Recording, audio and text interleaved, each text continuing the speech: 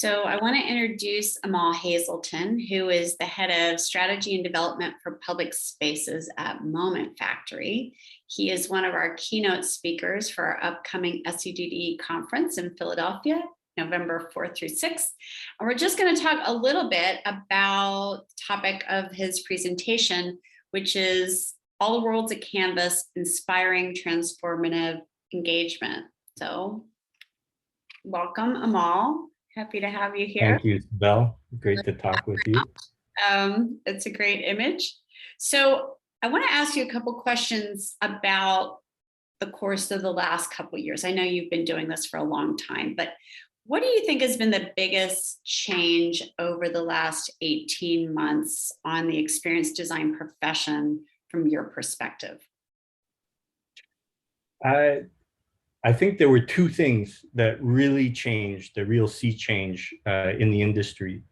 One was from the design side for our community as experienced designers, that we had already just started scratching the surface of using tools to collaborate. But I would say that the profession has really mobilized around the whole notion of collaboration.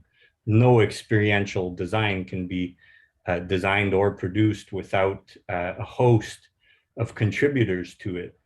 And so in this work from home lockdown era, leveraging all of the tools that we had to really collaborate virtually, digitally on our side, and I'm sure many designers shared that, we were being asked to jet around the world for 2-hour meetings in different places. Well, that came to a grinding halt, and many of those clients who wanted to still persevere and actually deliver some really groundbreaking stuff during COVID, we had to find a way to design it and to oversee the integration and delivery and production and launch of it and the operations 100% remotely. And so that was a real change.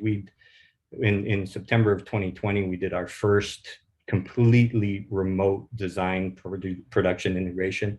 And I know a lot of other people in the industry were adapting to be able to do the same thing.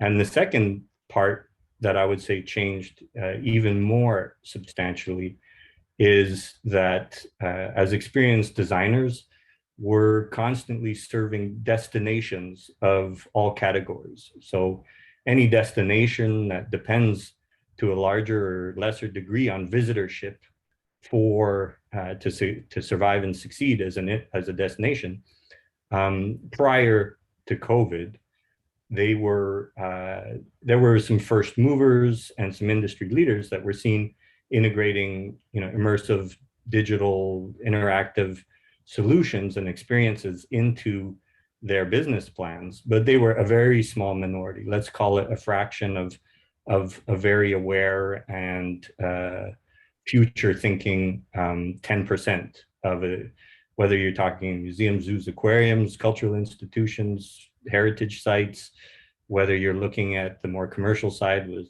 shopping centers and retail stores or resorts and downtowns, downtown cultural districts. They're all dependent on visitorship and attention. And I would say that during COVID, those industry thought leaders and movers and shakers, decision makers, have really turned on their heels to see digital and have a consensus among them that digital experiential design is not a nice to have in their strategies. It's a must to have. And that means that the appetite and the demand, even if they don't know how to get it, and that's part of our challenge as an industry, is to look beyond just our own context as experiential designers, but to turn towards the end users and say, what information are they missing?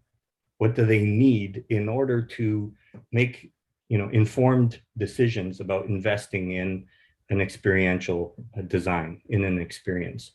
And so I would say that's the second real massive change, is that the industry of all of these visitor experience industries is really turning towards who can help them to integrate digital experiences into their offer, into their platforms. So I think those are the two big changes for us as designers, and for the industry as end users of experiential designs.